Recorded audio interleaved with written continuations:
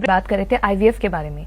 आपसे जानना चाहूंगी, आईवीएफ ट्रीटमेंट से जो बेबीज होते हैं वो नॉर्मल होते हैं? क्योंकि लोगों के जहन में ये मिथ होता है कि बेबीज जो है वो नॉर्मल नहीं होते, इसलिए मैं आपसे जानना चाहती हूँ। शिफाली, पहले तो to put all doubts to rest, the first IVF baby who was born in 1980s, उसका नाम था लुई ब्राउन। ये जो गर्ल थी ये पैदा हुई थी इंग्लैंड में जी।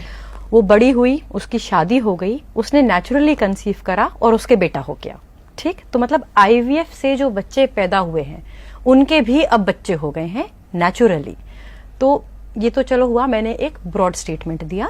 वैसे आप ये मान के चलो कि एक नॉर्मल पॉपुलेशन है, अगर 100 बच्चे पैदा होते हैं 100 औरतों को, तो एक रिस्क होता है अराउंड 2% कि बच्चे में कोई प्रकार की बनावट की परेशानी हो सकती है, जिसको हम कहते हैं कॉन्जेनिटल मैलफॉर्मेशन।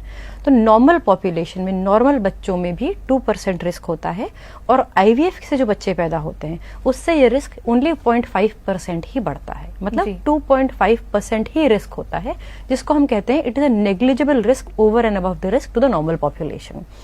तो you can say that the child born in all probability will be normal.